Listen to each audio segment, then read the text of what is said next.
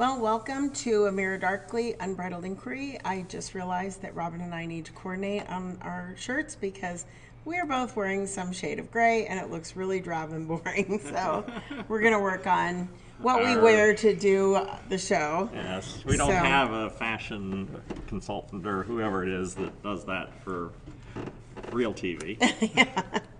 So anyway, so I want to welcome you guys. We're talking about British Israelism today. Which most of you have probably never heard of. Yes. Anyway, so just if you have any questions, we welcome all questions. If you think, well, this is a dumb question, there are no dumb questions. The only dumb questions are the ones that go unasked. So unless you ask, why are you both wearing gray shirts? Because we didn't pay attention. So there's your answer. Anyway, we do the show in 10-minute segments. So if you ask a question or if you think of a show topic and you want to put it into the comments, we will address those things at the end of each 10-minute segment. We found it's easier because of the amount of time lag that there is between what we're saying and what you guys are hearing, and then it coming back to us. It's a little like talking to the moon in the 1960s.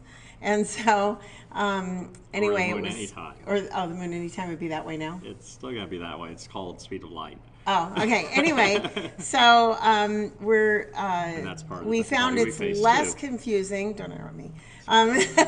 When we found it's less confusing if we do it in 10-minute segments. So, anyway, so we're going to get started, and if you please, questions, comments, all in your comment box, either on YouTube or on Facebook. Okay, so the first question that you would have, given the name of the topic, is what in the world is that? British Israelism is an aberrant belief. It's based on an idea that you'll see various answers to, which is what happened to the 10 lost tribes. And of course, the myth of 10 lost tribes is somewhat popular. You'll find it in various groups. Various people have ideas about it.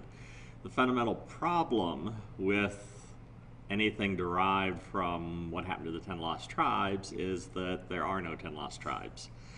And so the myth is without foundation. It's an interesting story, it's fun to play with, but it's meaningless so far as any reality is concerned. Kind of like asking what happened to the unicorns. Yeah, what happened to unicorns, they didn't get on the ark, whatever. The asteroid took them out with the dinosaurs, however you want to put it. But yeah, there are no 10 lost tribes. It comes from a misreading of a couple of biblical passages. If you read other biblical passages, you realize, wait, no, didn't happen. But the romance of 10 northern tribes of Israel, apparently lost from the pages of history, has caught the fancy of all sorts of speculators. You have some that have thought they turned into the Afghans. Some thought they turned into the Nestorians, which is a Christian group in the Far East. Some think that they became the Japanese. Some think they became the Indians of North America. British Israelism is arguing that the 10 tribes became the Angles and Saxons of Great Britain. Now, most of these different viewpoints are relatively harmless except for the British Israelism version, which has had at its core significant amounts of racism. And in fact, modern proponents of British Israelism today are primarily neo-Nazis and white supremacists and jihadist Muslim extremists. And you will find British Israelism talked about on their websites. And they cross-pollinate, that is, they use the same sort of material. And the material's been around for a while. Let's see, I've got the origins of British Israelism specifically. The British Israel theory itself is traced back to somebody by the name of Richard Brothers, who was born in 1757. He was a lieutenant in the British Navy for a while, but quit the service in 1789. Because he refused to accept his half pay on account of religious scruples, he found he was forever short of money, and ultimately he was forced to labor in a workhouse. In 1790, he claimed to have received his first call from God. As these sorts of things often go, it's somebody who believes they get some vision from God. On May 12, 1792, he sent letters to the King of England, the ministers of state, and the Speaker of the House of Commons. In those letters, he warned them that on May 17th, he would declare the imminent fulfillment of Daniel 7. Sometime later, brothers proclaimed that the king would die and that the crown would be given to him. The nephew of the Almighty and the prince of the Hebrews appointed to lead them to the land of Canaan. That's how he referred to himself. Soon after predicting the king's death, he was committed to Newgate. What's Newgate? An insane asylum. Oh, okay. Where he claimed to have received poor treatment, which is probably true. The treatment of the mentally ill was not ever very good and still isn't. He didn't stay there very long, and the experience did not harm his future career in any regard. He wrote 15 books, most arguing for an Israelite ancestry for the English, including a book by the title of A Correct Account of the Invasion of and Conquest of this Island by the Saxons. Because he made a series of political predictions, some of which came true, he was able to attract numerous followers. These he talked into selling their property so they could accompany him to his New Jerusalem, which he planned to build on both sides of the Jordan River, beginning in 1795. His followers included mostly poor people and stupid, ignorant people, although he did attract a few educated and respectable people, which are apparently also stupid, such as Nathaniel Hallhead, the Orientalist and a member of Parliament from Leamington, and Sharp, who was an engraver. Kind of ironic that an engraver would have the last name Sharp. Yes, that's fair. Well, he wouldn't want it to be dull. He would not be a good engraver. No. Things did not continue to go well for Brothers. By order of the government, he was finally committed to Bedlam as a dangerous lunatic. He was released in 1806 and lived for nearly 2 more decades. But he died in 1824 with his New Jerusalem never built. Big shock. Probably a good thing. Yeah, in 1840, following the path blazed by Brothers, John Wilson of England published lectures on our Israelitish origin. Apparently fairly popular, the book went through several editions, the 5th being issued in 1876. 5 years before Wilson's 5th edition appeared, Edward Hine published his Identity of the 10 Lost Tribes of Israel with the Anglo-Celto-Saxons, in which he expanded the basic tenets of British Israelism. Hine's book was very successful, selling more than 250,000 copies. And like Brothers, he occasionally got carried away with his own importance while he was editor of a magazine called The Banner of Israel. Did this ever become a religion, or was No, it it just was always a philosophy? It gets attached to religions. Okay. That is, you have, like I said, neo-Nazis grabbing onto it. You have Muslim extremists grabbing onto it. You had Herbert W. Armstrong glomming onto it. I recognize his name. Armstrong was Armstrongism, or what was it called? Church of God? I forget the title of his organization. But anyway, his movement, this was one of the things that they believed, and he popularized it quite a bit. Okay. Of course, after he died, then his movement floundered and fragmented. The biggest section of it, though, turned into an Orthodox Christian organization. It's the only time I've ever seen a cult become Orthodox. That is, they renounced a lot of the false teachings of Armstrong, and now they're just another normal What group is Christian sect. I think they still call themselves the same title, Church of God or whatever it is. Because I know there's Church of God in Christ. That's There's something else. Okay. So whatever Armstrong published the Plain Truth magazine, and he had the World Tomorrow broadcast, and then he had his book, The United States and British Commonwealth and Prophecy, which contained the major elements of British Israelism. And so Armstrong was the modern proponent of it and popularized it as much as... Now, when did he live? He lived up until the 1970s. Okay. So after the 1970s, after he died, I forget when he died, about 1980 or something, it kind of faded. But it was then adopted by neo-Nazis and white supremacists and Islamic jihadists. And in fact, I became aware of white supremacist and neo-Nazi groups getting involved with it One of the things I do periodically is to Google myself, which sounds obscene, but it's not. um, it's an important thing to do, particularly if you are a writer and publish things, because it's interesting. Well, it's interesting from one standpoint to see, what links people may make to things that you've written. But in the case of having written extensively on British Israelism, one of the white supremacist groups actually quoted from me and had it on their website along with my name. And it was what the part of the thing that they took was my definition of what British Israelism is, because they wanted to explain what British Israelism was, which was comforting in the sense that I did it right. That is, I did a very accurate definition of the movement. But I was not happy to see my name attached to, so I sent them a cease and desist letter. I told them that either they can link to my information on British Israelism, or they can take this thing off their website. So what'd they do? They took it off their website. Good. So, Would have been nice if they had linked to your thing, but that would not, that would defeat their purpose, yeah. right? So I knew they wouldn't do that. Yeah, because you don't need that on there. Yeah. So anyway, it went away. So that was good. But I periodically double check.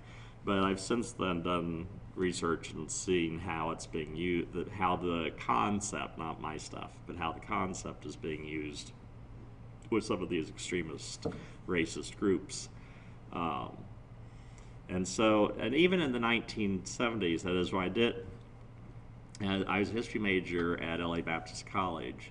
And as a history major, I was required to take a research course where I had to produce for my senior year a project, which was either a 20-page paper or a 10-page magazine article. I took 3 extra units on top of that course, which was 3 units, and did a 20-page magazine article, which was published in 2 separate issues of a particular magazine. And I also produced a 100-page, well, actually, since I was supposed to single, so about a 200-page paper. And what I did with that paper is I took all the biblical references the British Israelites, that is, followers of this movement, have used over the years and examined, what they're doing and how accurate it was. And what I found is that every single, this is unusual, but every last verse that they use in this movement, they take it out of context. Shocking. Yes, it is shocking. I was laughing. I want people to know, and we didn't have any comments or questions yet, but I wanted people to understand the reason why I'm laughing is because this is how he is. He's like a dog on a bone. If he gets an idea, he's like after it. And you require 10 pages, he gives you 20. If you have a simple question, he'll give you an hour lecture. Yeah, well, when I worked much to our girls' dismay. Yes, I actually mentioned this in the sermon last week. Yes. That people oftentimes will have questions, but there are reasons people don't ask questions. One of the reasons they don't ask questions is because they're afraid of what the answer might be. Like you don't ask your doctor a question because you're afraid he'll tell you it's cancer and you're going to die in 2 weeks. But other times people won't ask questions because they don't care, or they are interested, but they're afraid that it might take more time than what they want to spend right now. And I gave the example, which she just pointed out, that both she and my children sometimes don't bother asking me questions because they're afraid it's going to devolve into a 2-hour lecture. We have a symbol that we give him that it's a sign really. We go like this. It's like closing a lid on a box. Because he gets in, it's like his brain is a box. And he's like, oh, this, and then, oh, and then this, oh, and then I found this. And he'll pause. You think he's done. So you'll be on to another topic, and he goes right back there. He's still pulling stuff out of his box. So I'll say, is your box empty? He'd be like, no, not yet. So then I just wait patiently. Or when we're done listening, we just kind of close the lid on his box, and he stops. It's not as if this is new information to me. Other people don't feel as comfortable asking him to stop talking. Yeah. But, when I worked at the Burbank Airport and drove a shuttle bus, one of our regular customers was talking to my boss one day, and he said that, that I was one of those people that if you asked him what time it was, he might tell you how to build a clock. And so that's just a it's the nature of how your brain works, but Yeah. it's also part of the, well, you're very, very smart and can retain a lot of that information, but part of the fact that that's It part of the reason organizes that, it. yeah. My brain organizes it into chunks, and so all the information is kind of related. So you pull out one thing, and then it pulls out all the other things that are Like attached to it. pulling a thing on your sweater and like, whoa, And now I have suddenly no you've sweater. unraveled your sweater. Right. Um, And you just have a big mess on the floor. yeah. Now, as far as why I chose British Israelism as a topic back in the dark ages when I was in college, is because it was suggested to me by my professor. That is, all of the history majors had to do something, and he thought this was something I might enjoy working on. Well, and especially he was an expert in cults. He was an expert in various religious cults, and this was one that he knew about, but he also knew there hadn't been a lot of work done on it, beyond just the surface level debunking of various things. And so I did a deep dive on it. The consequence of that is that I'm probably one of the few experts on the topic, as I probably know it better than just about anybody else, just because I spent so much time on it back then and did a lot more extensive research. And what we did is, at the time, Herbert W. Armstrong had a college. What was the name of it? Very beautiful campus. Anyway, we went to their library and used that to get primary source materials on British Israelism. It was here in California? Uh-huh. Oh. Yeah, it's just down below.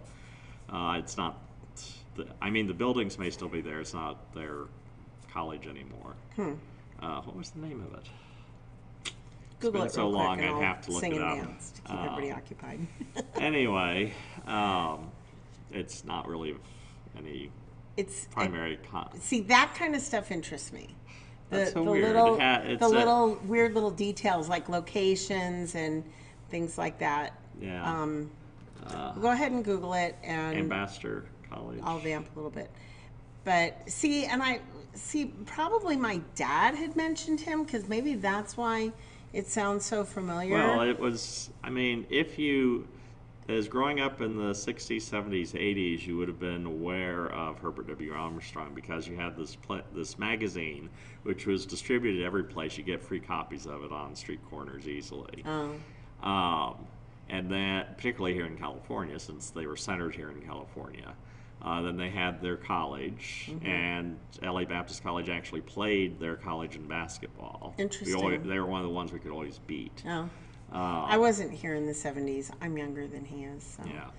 I didn't actually move west until the mid-70s. And then he had a radio broadcast, and he was pretty well known and relatively popular, but he was out to lunch theologically, and then held on to some very bizarre beliefs. But he was the major proponent at the time of this movement. But you would find British Israelism pretty much in you'd find proponents of it. You could find proponents of it almost in any Christian organization, church, whatever. That is, you'd have people, a handful, one or two people who, for whatever reason, it glommed onto this thing. Well, I remember hearing about the 10 lost tribes of Israel. It's not so popular now, I don't think. Right, but in any of my reading of the Bible, I never saw that, and because it's not there. It was just a thing that was kind of out here, like there's 10 lost tribes of Israel. I don't see it, but there's 10, and it's just kind of something until I met you, and then that kind of cleared things up. He died in 1986. Okay. And let's see. Yeah, Church of God was the name of the church they formed. So did he not believe then that like black people or Hispanic people could be Christians? No, he didn't do that. Or just that you're descended from the 10 lost tribes? That is, the white Anglo-Saxon people were descended from the 10 lost tribes. That was the viewpoint. Let's see. Yeah, Pasadena, California is where they centered, and Radio Church of God, The World Tomorrow.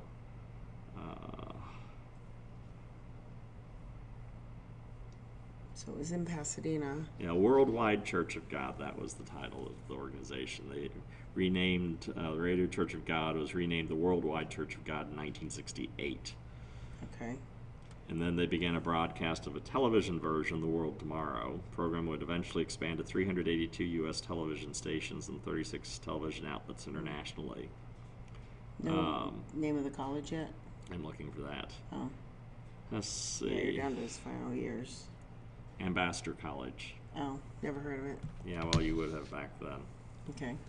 I mean, if I was older, or if if we you're lived in older, California, maybe, but yeah. I didn't come to California It's a- until I was 18. He's been so dead since 86. that was The 81. organization became Orthodox in the 1990s. And so, yeah, pretty much is off the radar now altogether. Yeah. And British Israelism is pretty much off the radar at the moment, unless you are involved in white supremacy or neo-Nazism, or happen to be an Islamic jihadist that likes to blow up people. Probably a good thing that most people are unaware. Yes, saying, but it is out there, and it's part of the basis for why some of these groups think the way they do. One of the things that comes from the movement is racism. It's inherent, and if you look at the earlier books like Hein's book, anti-Semitism is a big part of it. Because what they do is they argue that the Jewish people as they exist today, they aren't actually the Jewish people.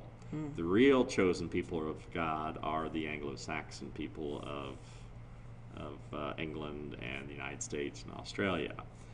And so England, the United States, Australia, New Zealand, English-speaking parts of the world, Canada, all of us then become the recipients of God's promises from the Old Testament, and all those protections and everything that God gave to the Jewish people now come to us, and therefore it's perfectly all right then, is the conclusion that is eventually drawn to, and you see it in Hein's book from the 1800s, and then you see it with the neo-Nazis and white supremacists, that, you know, anti-Semitism is justified then, because these aren't God's special people, they're imposters, and so we can justifiably hate them and get rid of them, and so on. Interesting. Which is really antithetical to Christianity. Yes, it is. Because... Well, the whole movement is antithetical to Christianity, because what it does is it's elevating race above everything else.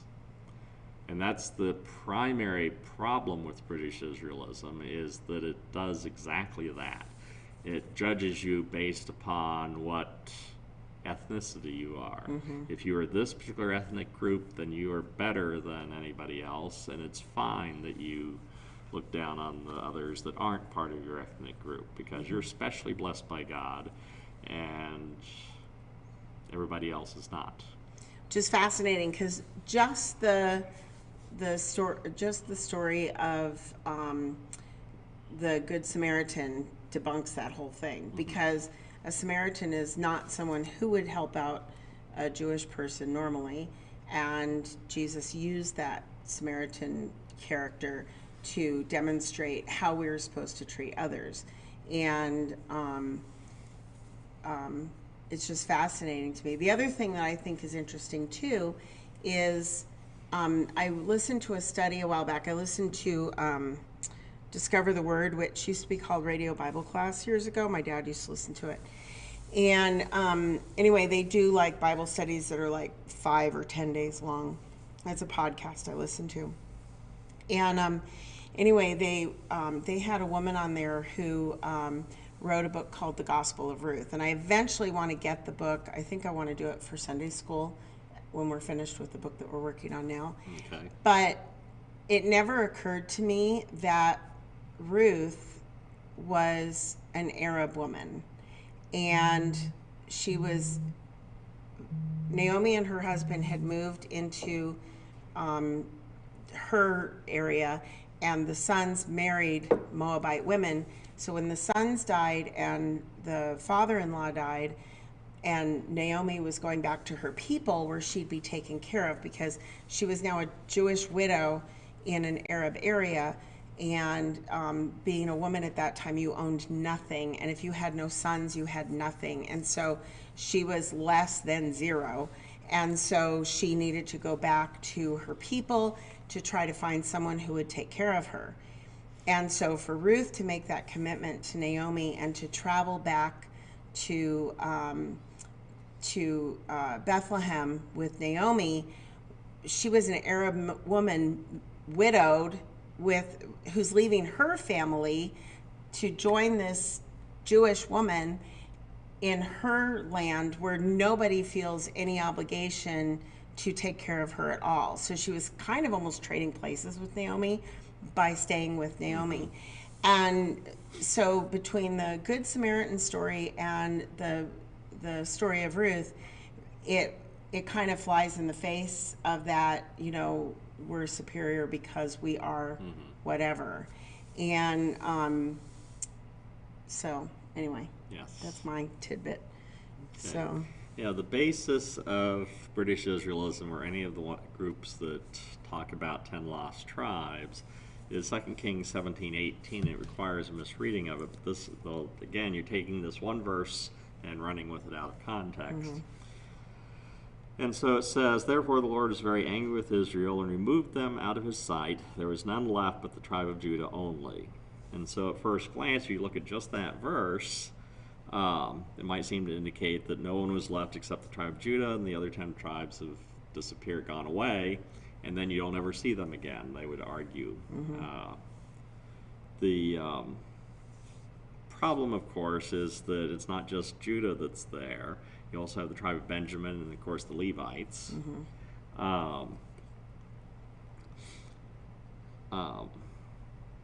does it come from the separation though of well, the what happened is kings? you have after Solomon's reign, his idiot son does not handle things well, and as a consequence of that, loses control over the northern part of Israel, which is made up of 10 tribes. And so they established their own political entity, as opposed to the political entity of Judah. Judah is ruled by descendants of David. The northern kingdom is ruled by a succession of various Because God made a promise that David's line would always be on the throne. Right. So he kind of gave him like this, okay, you're stupid. We're going to reduce the amount of damage you can do to this little section. We'll have somebody else run this big part up here. Yeah, although the people running the big part up there were idiots as well. Yeah, but, God had to keep his promise to David, though. Yes, he did. One of the things that is illustrated by the history of any monarchy, and particularly looking at the monarchies of Judah and the northern kingdom, is what God told Samuel at the very beginning of the whole process, that that you have done a wicked thing in asking for a king. And it's illustrated by how bad it turns out. That is, government is necessary, but government is evil, and their history demonstrates that. But anyway, the point is that the northern kingdom is a separate political entity, and so the passage in 2 Kings 17:18 is talking about the end of that political entity as a separate political entity. It came to an end when the Assyrians took people away. What's interesting from an archaeological standpoint is that if you look at Sargon, who was the Assyrian king that conquered the northern kingdom, we've actually gotten written text from him, and it says that I besieged and conquered Samaria, which is the capital city of the northern kingdom, and led away. Going back to our Samaritan example. Yes, and led away as booty 27,290 inhabitants of it. There were more than 27,290 people living in the northern kingdom. What he took away, and you'll see the same thing happening to the southern kingdom when it's taken into captivity of Babylon, is that the king takes away the leadership and the wealthy, and he leaves everybody else behind and establishes his dominance. The reason being that you take away the potential troublemakers and move them someplace else where they can't cause trouble now. And that's all that happened. And what's interesting is you go on in the Bible and read, let's see, where is it? But anyway, during the time of, there it is, beginning the 12th year of Josiah's reign, the Bible records the following. And he, Josiah, burned the bones of the priests upon their altars and cleansed Judah and Jerusalem. And so did he in the cities of Manasseh and Ephraim and Simeon, even unto Naphtali with their mattocks and roundabout, and so on. The southern kingdom is ruled by Josiah at this point. This is several years after the northern kingdom has been taken away captive, and yet you have the king in the south, in Judah, taking control then of that northern area and doing things in it and affecting those tribes. You also, as you read through it, you'll see that they actually taxed the people. You see the people in these northern areas coming down to Jerusalem to celebrate the Passover. Mm-hmm. So clearly there were still these people running around. Of course, in the New Testament, you have the interesting thing, which is really difficult for them to explain, which is Anna. If you read the story, is it Matthew? Where it's either Matthew or Luke. I have to double check. Where Jesus' parents take Jesus to the temple, and Anna, the prophetess, happens to be there, and she gives prophecy over Jesus. And what tribe was she from? The tribe of Asher, which was supposedly one of the lost tribes. Oh, interesting. And yet, here you have a person at the time of Jesus' birth that happens to be from this tribe. It just illustrates that the whole concept of lost tribes is an entirely bogus idea. It just is not reasonable. You have people from all the tribes involved in the nation of Israel following the destruction of the political entity of the northern kingdom, which went by the name of Israel. Okay, so I have another question. We didn't really have we had one comment that said very true. Yeah. But I have another question, because isn't there something in Mormonism that they think that the Indians, the Native Americans, are descended from 10 lost tribes of Israel. Okay. If you recall from the beginning of this, I listed that there are several other ideas of who the 10 lost tribes are. Well, now I'm thinking, Mormonism has something similar to this, and so that's why I asked that specifically. Yeah, that they've also glommed onto that myth, and it forms the basis of how they understand the Native American population in the New World. Okay. They're descended from the lost tribes, and if you read through I think it's the Book of Mormon, it might be one of the other books, how those people ended up over here. Uh-huh. So, but you get some the problem though with criticizing aberrant ideas is that facts ultimately are not meaningful. Yes. That is, people are not convinced by fact, because story, narrative, the feelings, we talked about this with postmodernism as an example of this, the whole romantic movement, which dominates human civilization from the beginning, is ages of reason are few and far between. Facts don't matter.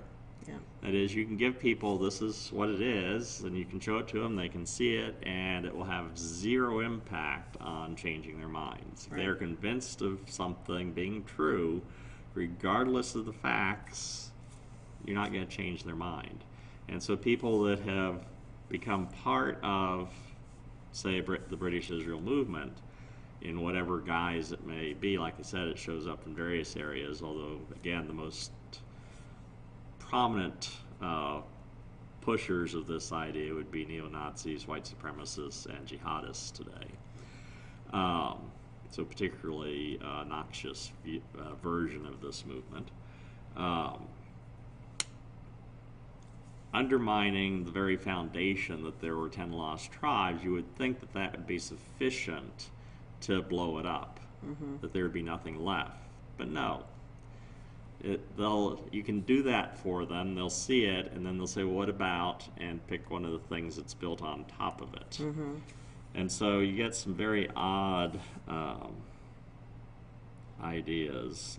Well, you have that in any situation where someone really believes something. It's just very, very hard to break that down.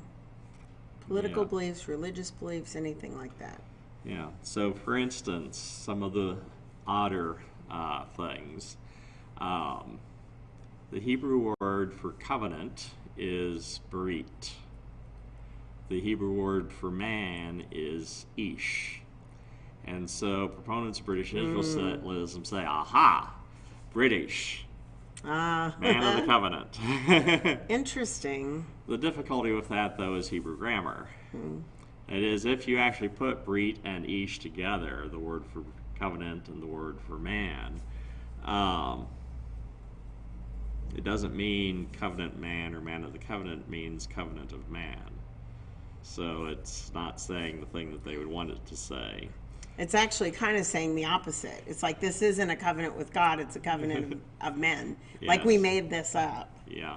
But in any case, the fact that something in one language sounds sort of like something in another language, that is, Right. ish and ish, sort of similar, Brit and Brit, sort of similar. The fact that you have words sounding similar in different languages, they're completely unrelated to each other, and this is something to understand about English versus Hebrew. Hebrew is a Semitic language. It's part of the Afro-Asiatic language family. English is part of the Indo-European language family, completely different parts of the world, never came into contact until a number of years later. So cognates aren't a thing. Cognates are a thing if the languages are related to each other. So, Right. for instance... No, but that's what I mean. Between Hebrew and Between Hebrew and English, Biblical Hebrew, at any rate. Yeah.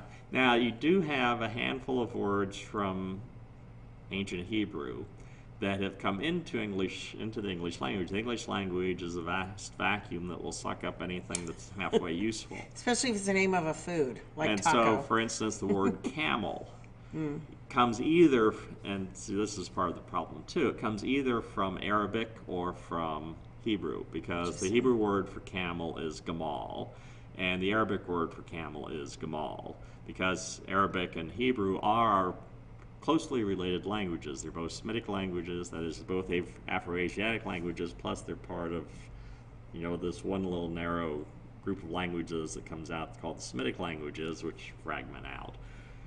So they're very closely related. So a lot of similar words in Arabic and Hebrew, to the extent that Jewish person in Israel that has a flat tire and is cussing at his car, the Arab that's on the other side of the border will listen to him and know most of what he's saying. Or vice versa. But yeah, British Israelism, one of the things they do is this linguistic mishmash where they're trying to say, okay, this word sort of sounds like an English word, so that means, for instance, the Hebrew word for little is katan. And so British Israelites say, aha, it sounds like the English word kitten.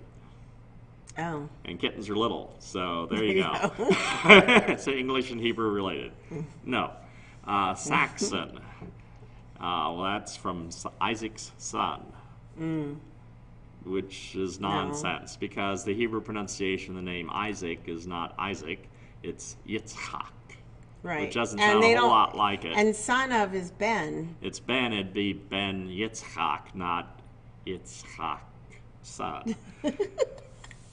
So yeah, it's just nonsensical things. It's what people that don't know anything other than English will do. Right. They glom onto something that halfway sounds like what they're familiar with and say, aha, that proves my point. No, it doesn't. It proves you're an idiot that doesn't know what it is talking about. So, and the same thing happens with the various things that they'll try to glom onto from history, from archaeology, from anything. They pick and choose little bits of it and ignore the overall context. It's what they do to history is along the lines of what some people try to do in saying that, say, the pyramids were built by aliens. If there were only the three great pyramids, and if we had no historical records, then maybe you could try to argue that, although it'd still be hard. But given the fact that there are multiple pyramids throughout Egypt, and we can see what early primitive pyramids looked like in the development to where you get these grandiose things, and what the underlying culture was all about, which was that they needed to preserve the Ka, which roughly speaking is like your soul or spirit. And in order to preserve the Ka, the solar spirit, you had to preserve the body. And hence the mummification. Then you also had to protect the dead body, hence putting in a tomb that's not going to be subject to grave robbers. And so their initial idea was building these huge edifices. The problem, of course, is that you build this huge edifice that everybody can see and it's there for a long time. Grave robbers are going to get in there and take everything they can because they know that there's something in there and they can see where it is and they're going to figure out a way to get in, and sure enough they did. Eventually the Egyptians got wise to this and started hiding their tombs, and hence you get things like King Tut's tomb, which was well hidden and lasted until the 1920s when archaeologists ran across it.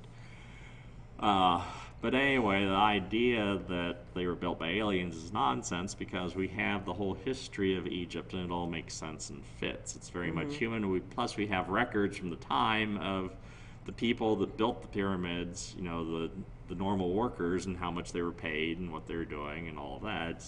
There's no mystery in that sense. There's some questions about exactly how, from an engineering standpoint, they did some of it. I watched there the thing are on that. proposals and they work, and it again is based on what we know about how they could do things then. So again, it didn't take extraterrestrials to do this. It just took smart Egyptians. Wonder of wonders, people in the past are just as smart as they are today. Who knew? Anyway, yeah. So those who glom onto British Israelism, they have to take the biblical things out of context. And, you know, I've only given you the one. They have hundreds of verses that they will make use of and get little bits and pieces of and do weird things with. Context is so important for so many things. Well, context is important for anything, and this is why politics is so annoying, is because nobody pays attention to context. We'll just find this one phrase that somebody used, and oh, that sounds awful if we use it by itself. Well, let's run with that. Context be damned. And then, of course, it happens in churches all the time. People glom on to some nice little phrase, and they run with it. And the context of that little phrase, who cares? Right. Well, I've talked about... It makes me feel good because, you know, this verse makes me feel good, so I'm going to hold on to this verse because it makes me feel good, regardless of what it's actually all about. Well, and it brings me back to, I've told this story before about the ladies' retreat that we did, and somebody had suggested that we do a particular study, and a lot of the study was based on the story of Job. So I spent a lot of time. Normally, I go through the study myself. I watch the video and I go through the book, and just so I'm familiar with what it says, and then we go through the study as a group, and we don't just accept what people say. We discuss it, and if somebody doesn't agree, that's totally fine. You know, support your opinion and all that. So it's not like we just do these studies and just accept whatever people say. And we've done several. We've done Beth Moore. We've done a few other people. This girl who, I cannot say her last name, begins with the T, but it's really long and complex. But anyway, so, but this one I knew was based on dicey territory, because depending on who you quote, you could be really wrong. Because God specifically says in Job that Job's friends were wrong. Yes, Job chapter 42, verse 7. I am angry with you and your two friends because you have not spoken the truth about me as my servant Job has. Yep. So what Job says is true. What his friends says are false. But his friends say things that sound really reasonable and really smart. Yes. And you could easily take those verses out of context and be like, oh, this is my life promise, or this is my life verse, or this is one of God's promises. I'm going to hold him to it. And God's like, it's not even true.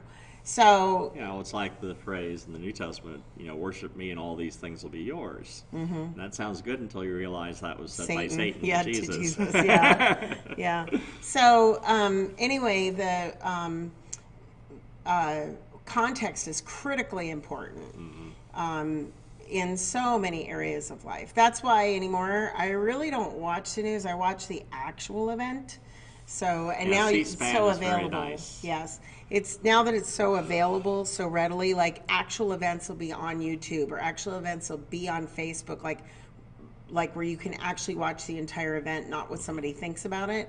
And so I watch press conferences that way. I watch anything political, I watch that way because then I know what's really going on, and it's not somebody filling my head with, well, so and so said this and so and so said nerd that. alert. I'm a member. Nerd alert. Yeah, I'm a member of the Mars Society, and this weekend, well, started on Thursday, runs through tomorrow, is the 23rd annual international conference for the Mars Society. This year, though, instead of being held at USC, it is virtual. And so I've made a point to watch some of the seminars that are interesting to me. One of the featured speakers for it was Elon Musk, who spoke yesterday for an hour. And so it was nice to listen to him. But you want to find what these people are saying directly. I mean, they've got people from JPL. They've got people from NASA, scientists all over the place. Who are actually working on space-related things, and so you're getting first-hand information from people that are actually involved in these projects. So you have people that are working on the Curiosity rover. You've got people working on the Perseverance rover, which is on its way to Mars at the moment. It's about a third of the way there, they said. That sort of thing, you're getting first-hand information. That's better than waiting for somebody to digest it for you.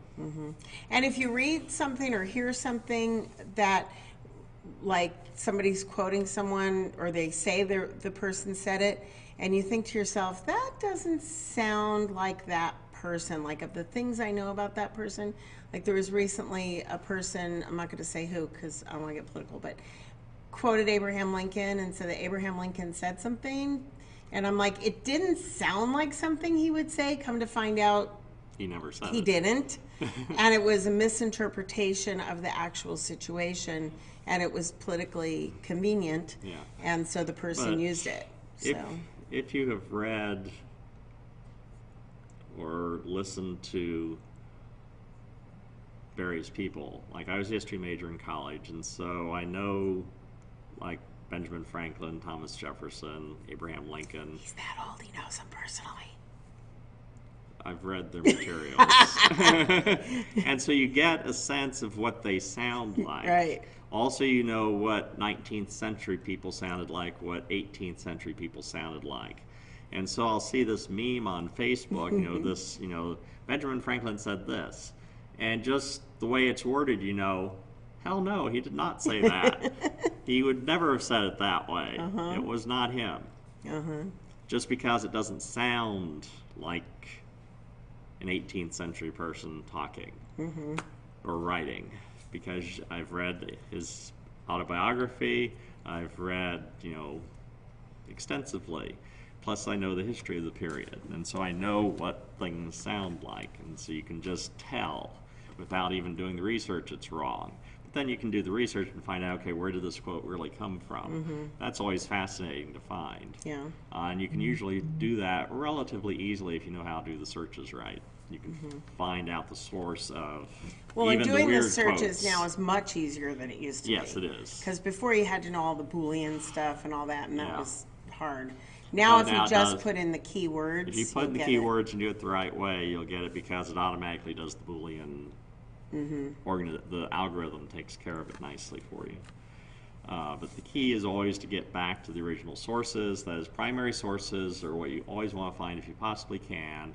And then also try to figure out, where did this aberrant thing come from? What's the origin of that? Because the frustrating thing is, though, once you've found out that, this is completely bogus, if you let the person know that what they said is completely bogus, they're not happy. Yeah. And they don't believe you. Yeah, they don't go, oh, well, thank you for correcting the error of my ways. Yeah, no, that never happens. People do not want to be corrected. They do not want to know what the truth is. They just want to happily live in their little bubble of what makes me feel good. It's very sad. It's very frustrating. It'd be nice if more people were motivated by desire for the truth above all else rather than just what makes me feel good. Well, it's fascinating because that's some of the stuff that we're having to teach in school, Like, part of the Common Core is, You're teaching human beings. I Human know, beings but like one of the things what we makes them teach feel the good. kids is that when you get new information, you adjust what you previously believed based on the truth of the information. If you get a piece of information that's true, you change what you think. Yeah, well, I like the quote from what's her name. You do it. Oh, Maya Angelou? Yeah, Yeah. that's a critically You- important concept that a lot of people seem to miss. Yeah, which is sad. you do what you know to do until you know better, and when you know better, you do better. And so Which is many why people, you end up changing your mind over Right. time, and the reason, and so you learn that, okay, well, this was wrong, so I'm going to do this way Mm-hmm. now. It's unfortunate. I thought, but I was doing the best I could then. Now I know better. Now I'm doing better. Mm-hmm. Right. Well, and that's why it's wrong to judge people in history based on our current standards, because they didn't know any better. Now imagine how people will judge us in 200 years. All the things we're oblivious to. Yeah. Well, and just think about your own life. Things that you said 20 or 30 years ago, assuming you're old enough, that you would never say today, or things you don't believe anymore, but now we're going to judge you on that. So Yeah. there should be like a what do you call it, statute of limitations on stupid stuff you've said. Well, well, actually, it's not an unreasonable thing to assume that, if somebody said something 20 years ago, there's a good chance that they may have a somewhat different opinion today. Right. It's just the way things go. That is, ideally, we should always be learning, always gaining more knowledge and information, so we are always adjusting what we know. Well, I mean, and- science is built on this concept. But see, people think that science is truth. Like, okay, now we know where babies come from. There's no more to know about it, but there's a lot more to know about it. Science is not an authority. Science is not the words of the Almighty sent down from Mount Sinai to us poor mortals. Science is a methodology, and the methodology is useful because it helps us get closer to the truth. And so we have certain ideas about, astronomy is a good one to illustrate this with, because the changes are so profound just within our lifetimes. What we thought, say, Venus was like 50 years ago versus what we know it's like now. That is, 50 years ago they could speculate, well, maybe it's a water world, or maybe it's the lush jungle or whatever. No, it's a hellscape. It's 800 degrees on the surface. It rains sulfuric acid. It's just, and the atmospheric pressure is, That's where God sends the bad people to. yeah, except that they would vaporize within 30 seconds. I mean, the longest that any, the Russians have actually landed several things there. The U.S. landed one thing there. The longest anything's ever lasted on the surface of Venus to be able to keep sending information back is about an hour. Because it's really hard to build something that can survive 800 plus degrees, sulfuric acid rain, and atmospheric pressure that's like the bottom of the Marianas Trench. It's just a nasty, nasty place.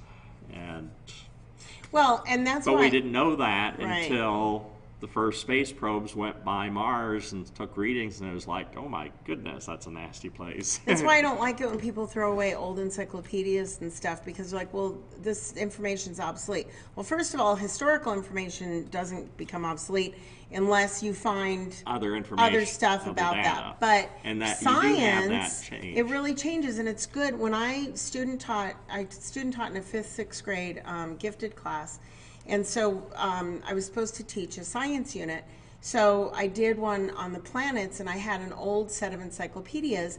And so, they were like really old. They were like from the 1950s or something. Yeah, that's really old. Yeah, just like him, he's from the 1950s. Late So, 1950s. so, but what I did was I had the kids look at what we currently knew about the planets, particularly the moon, because we'd been to the moon since this thing had been written, and Although had the just some kids small points on it. That's the other thing to keep in mind. We Yeah. have barely been to the moon. Okay, but anyway, so I had the kids look at what we knew about the moon, and then look at the encyclopedia about what we thought the moon was going to be like back in the 1950s, and they were astounded Right. at the difference in information from what we knew to be true, from what we thought might be true.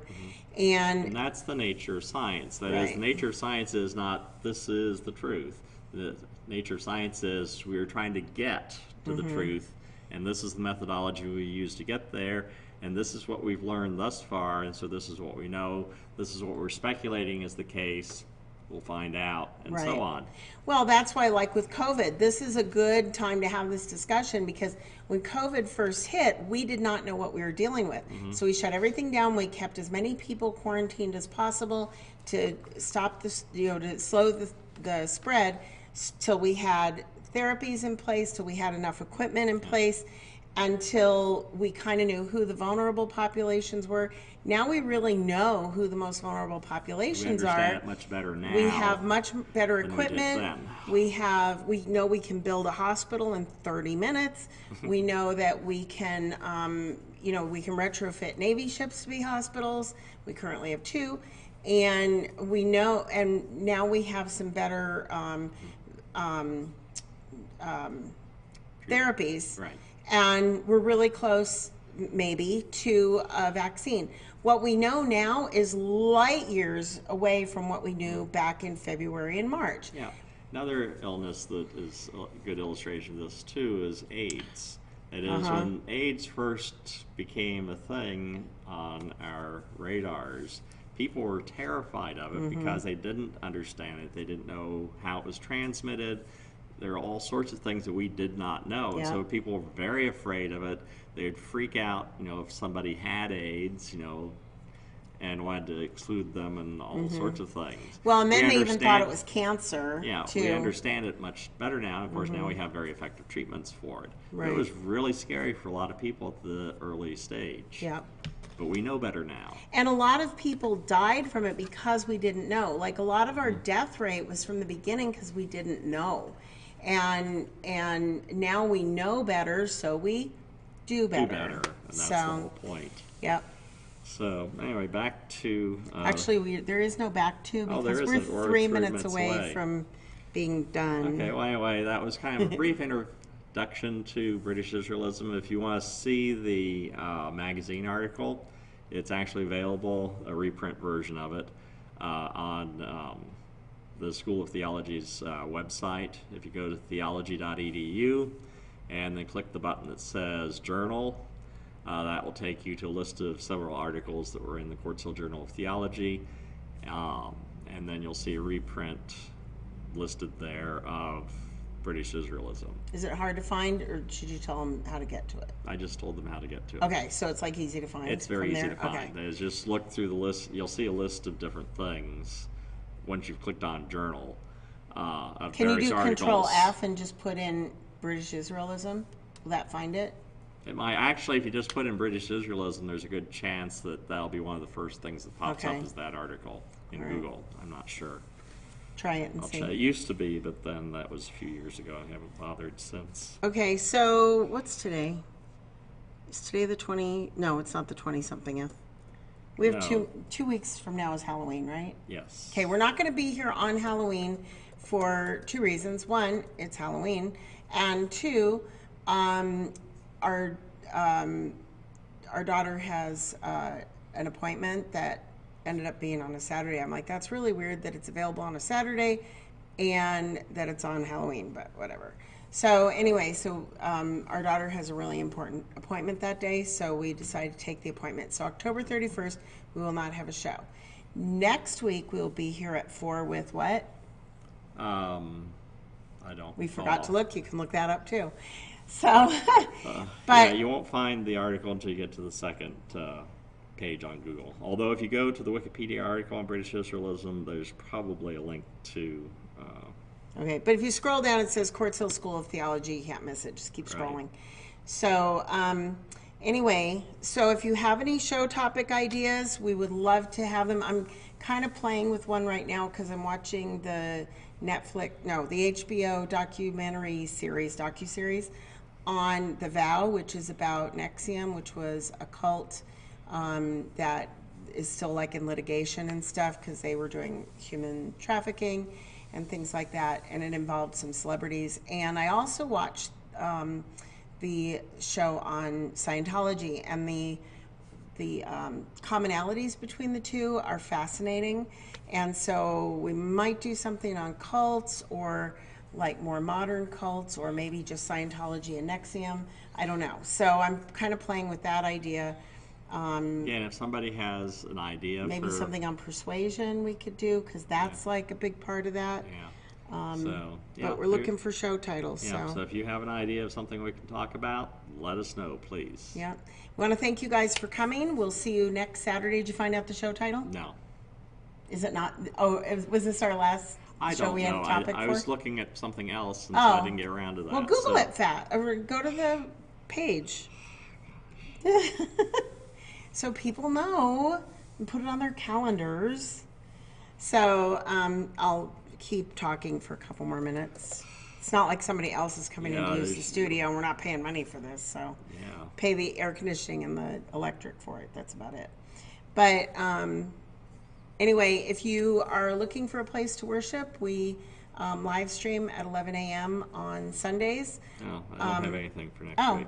So Guess we don't have a show topic for next week. we'll do something. Yeah, he didn't add more show topics, and I warned him last week, but whatever. Yeah, I didn't. He'll come up with something. I'll come up with a list. I have a list of things I'm grumpy about, but Okay. I'll do that. Your gripe list. There won't be show topics, it'll be a gripe I showed list. the gripe list last Yes, week. So. that's what I said to him. I go, oh, this is your gripe list. So anyway, but join us here on Saturdays at 4. We'll have something to talk about. Yeah. Anyway, have a good one, guys. Take care.